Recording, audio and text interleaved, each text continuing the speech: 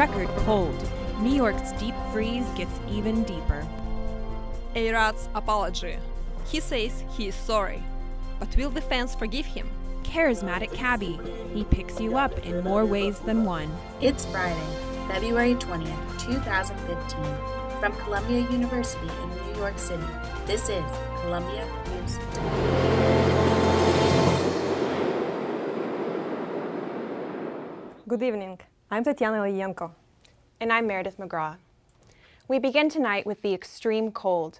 Much of the city and surrounding areas are frozen over.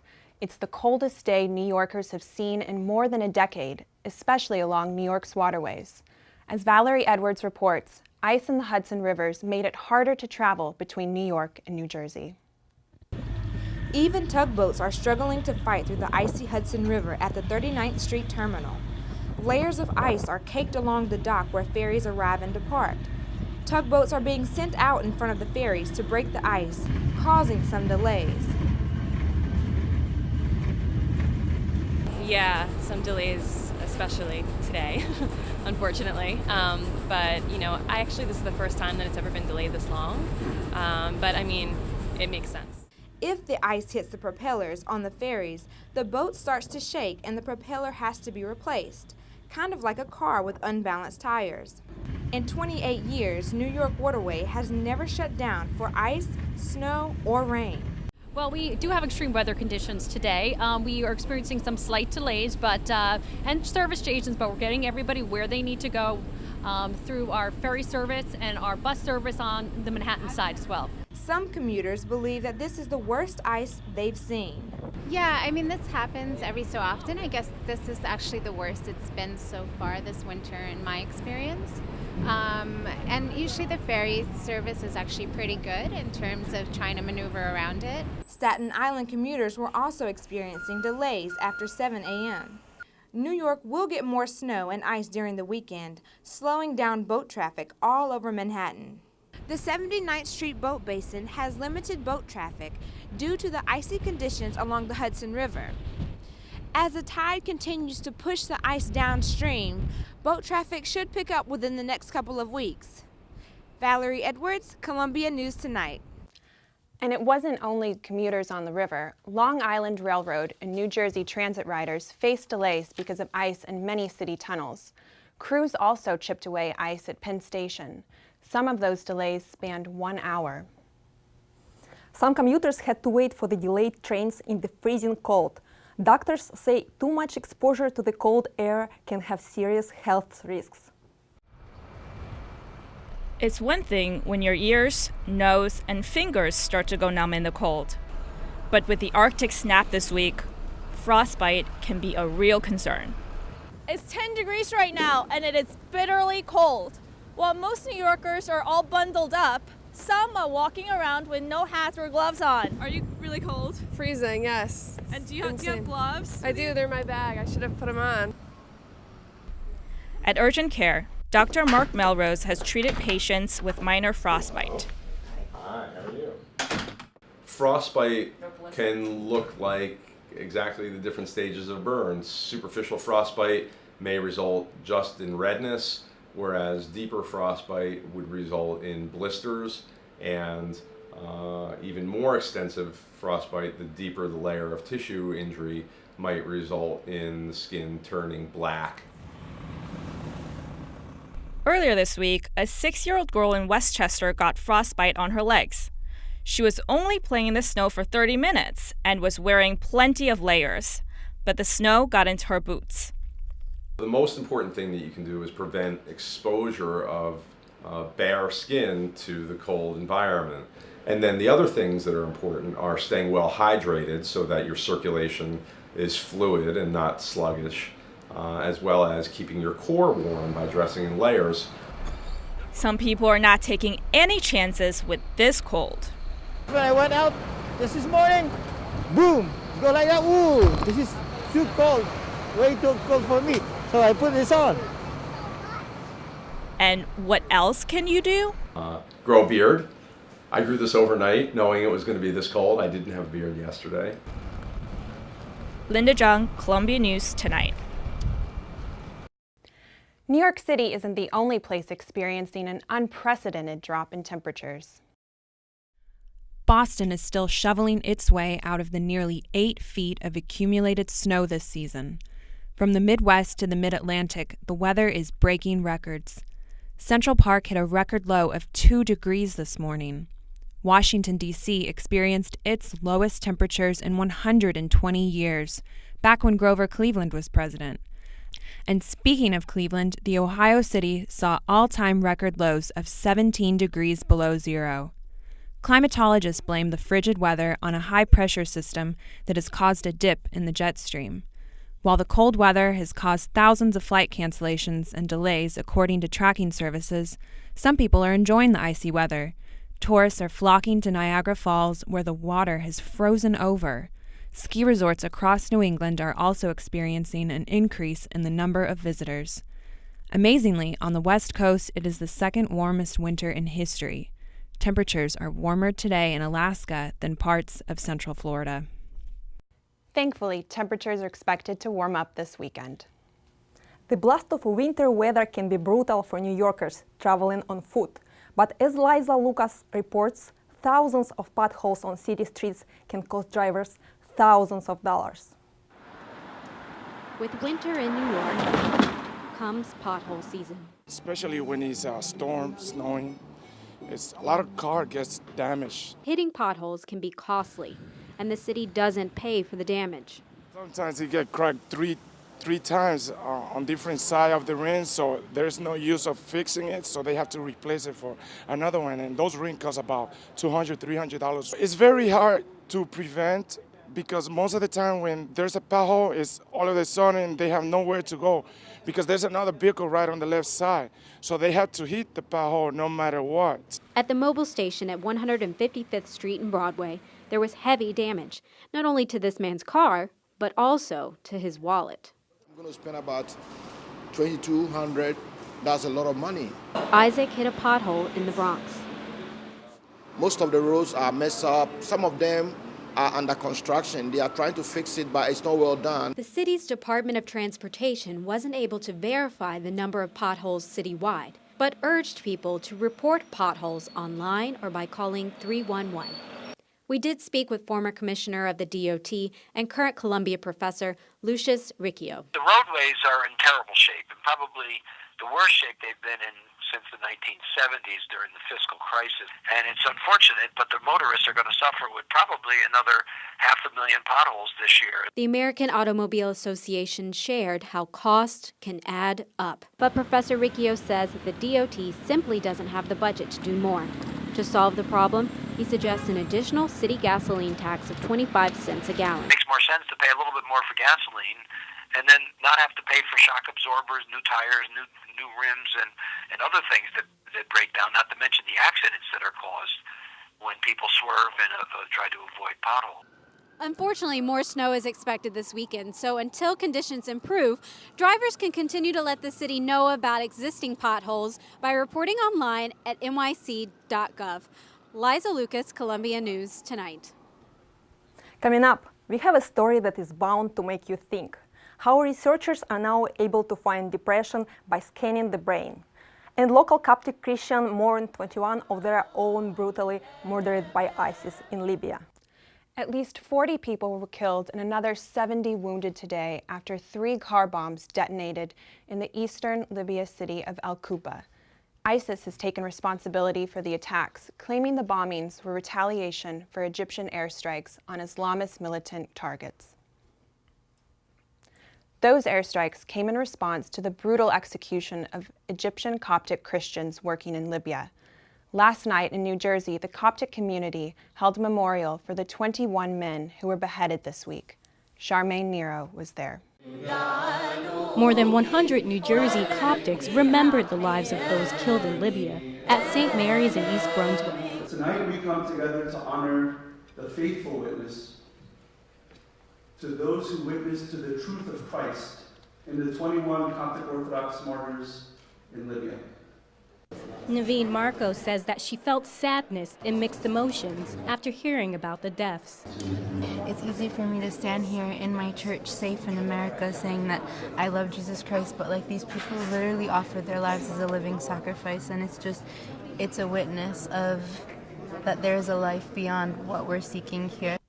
ISIS is responsible for beheading the kidnapped Coptics in Libya 45 days after they were reported missing. The group has expanded its operations to Libya as the United States continues to initiate airstrikes against the terrorist group.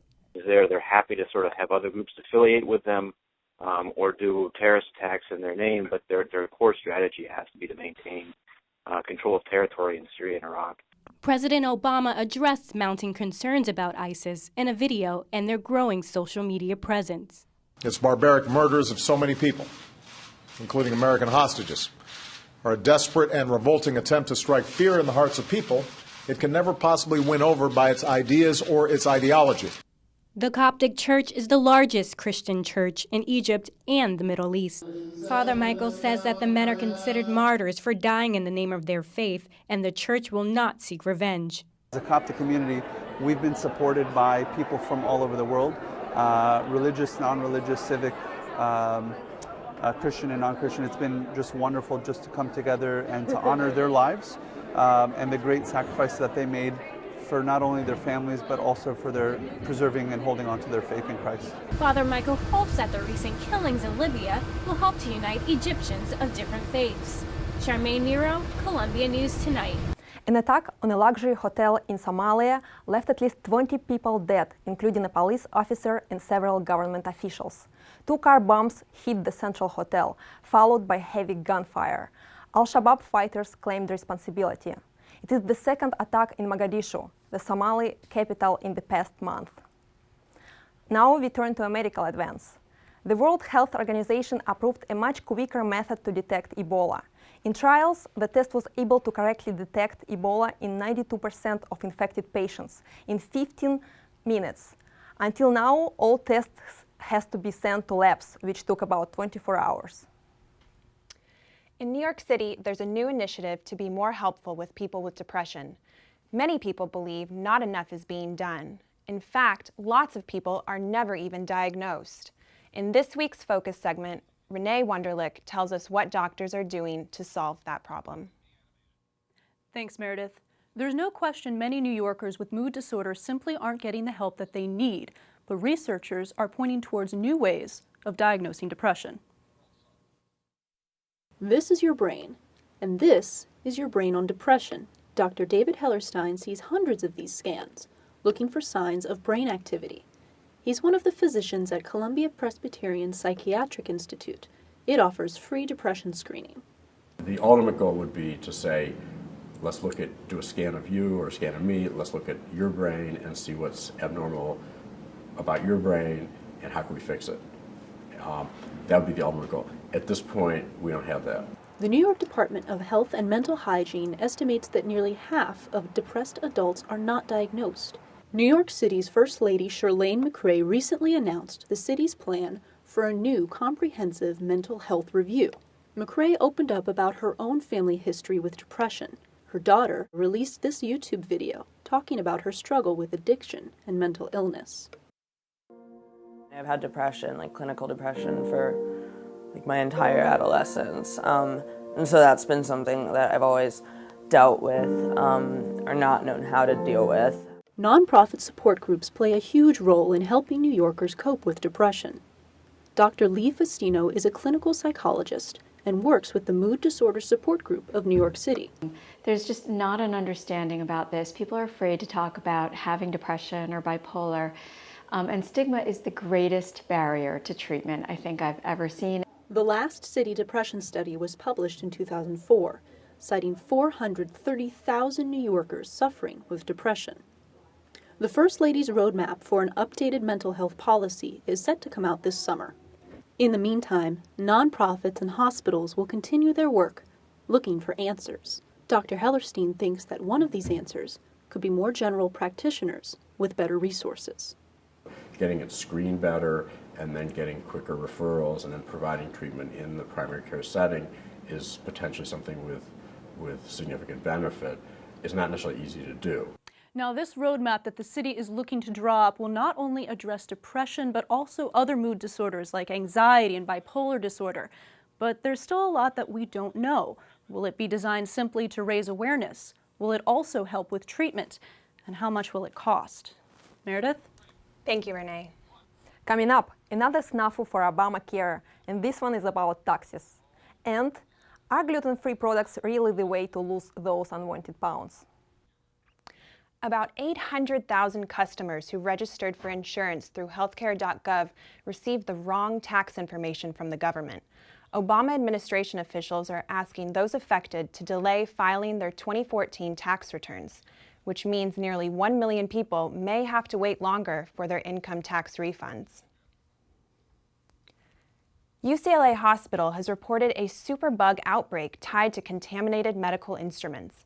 Hospital officials say a total of 179 patients have been exposed to the antibiotic-resistant strain of bacteria. That may have contributed to 2 deaths.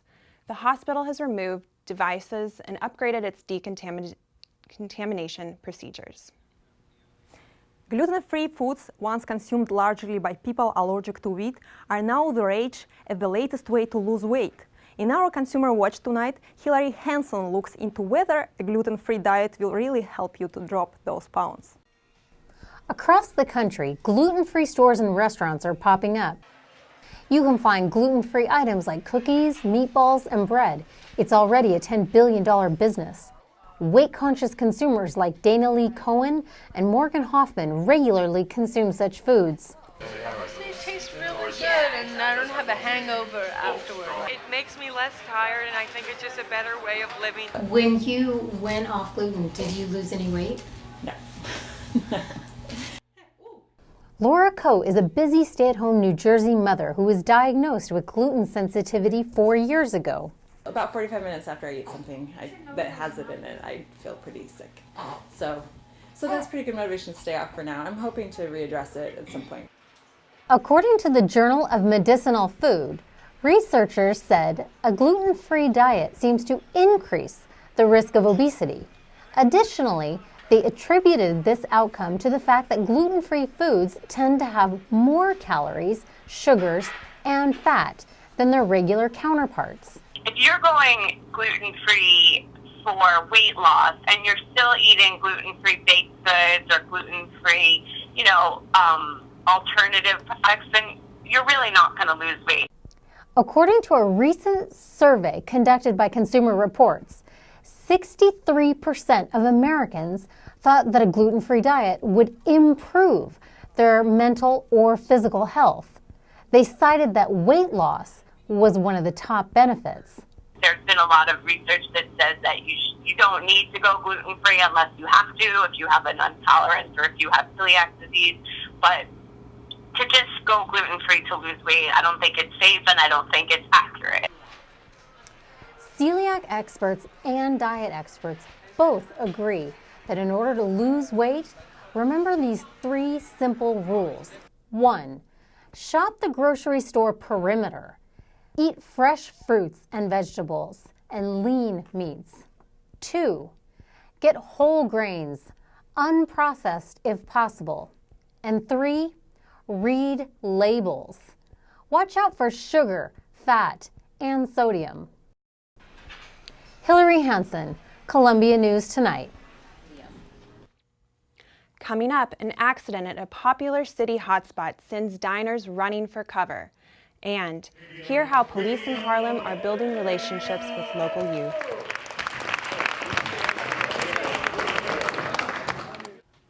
A frightening moment this morning for people eating at Balthazar, a popular New York City restaurant. A giant decorative mirror came crashing down from a wall and injured a few customers. Medics took one person to Bellevue Hospital. Their injuries were not life-threatening. Yankees third baseman Alex Rodriguez is saying sorry, again. But not all fans are satisfied with this apology. Shadei Falibita has the story. It looks like A-Rod's most recent apology for his steroid use didn't quite hit it out of the park. The handwritten note has fans questioning whether the Yankees' third baseman can ever make a comeback. A funny element is that it was handwritten. And some people say that was a public relations gimmick. It's more heartfelt when you write it out by hand. This hasn't been the first apology issued by A-Rod, but it's definitely been one of his most personal.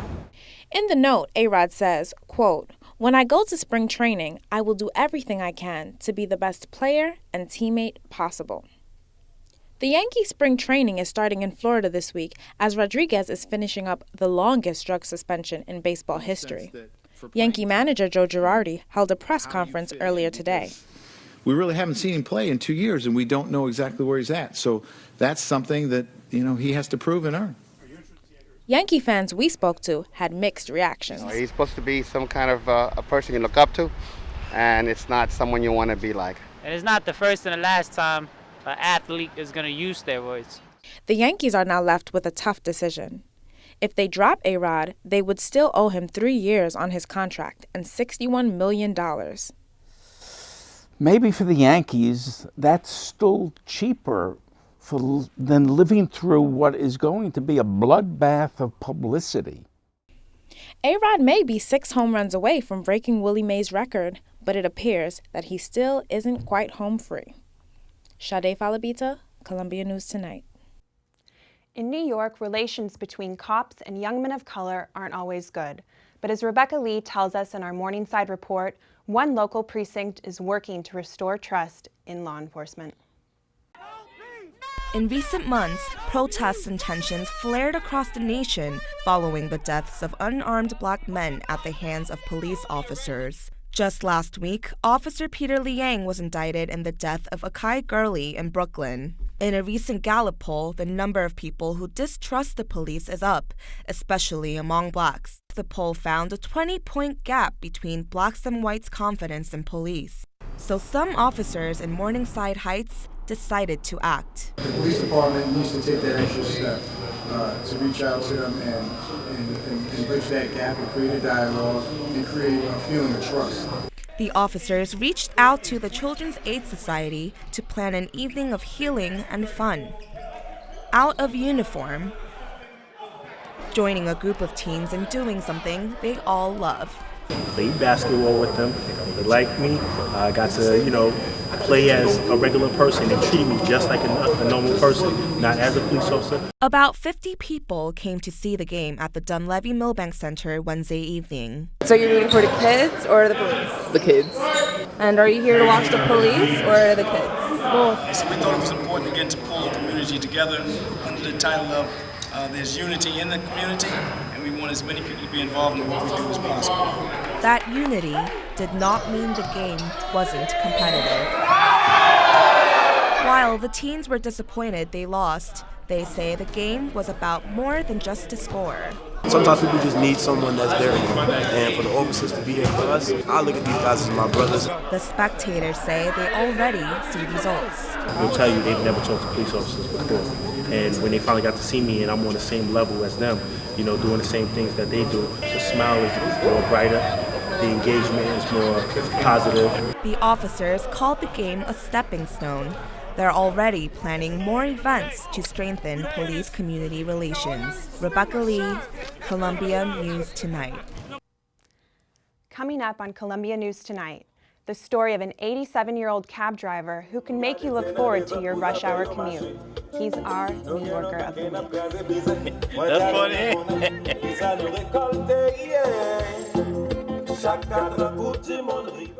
Residents in Chinatown started celebrating the Lunar New Year this week.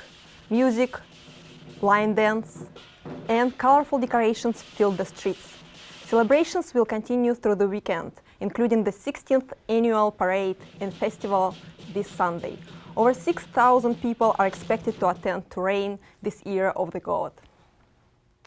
Riding a cab in New York isn't always a pleasant experience, but a ride with tonight's New Yorker of the Week might change your mind, just as it did for our Melissa Ferris. They're all taking these ones. Hailing a cab in New York City isn't always that simple. During rush hour, forget it. The cold, wintry months, doubtful. Sucks. I don't like New York.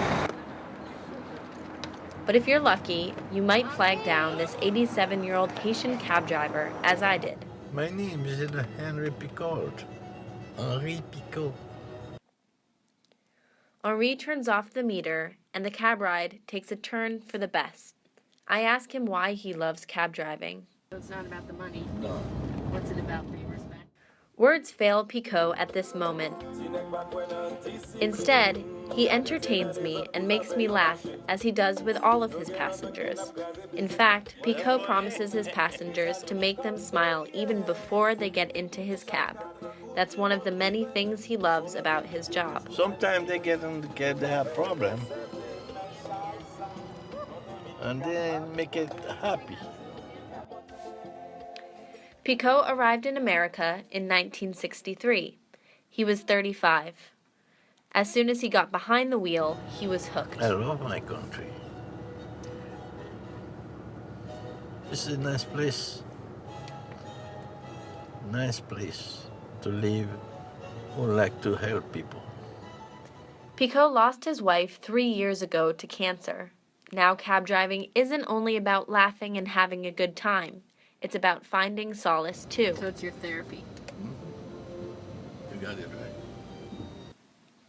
Picot's been a cab driver for 42 years. And you'll never retire? I don't know about that. I don't know how to spell the word. The next time you step into a cab, who knows? Maybe you'll see Picot busting a move or two. Goodbye, bye-bye. That's Columbia News Tonight for this week. I'm Meridith McGraw. And I'm Tatiana Ilienko. Good night.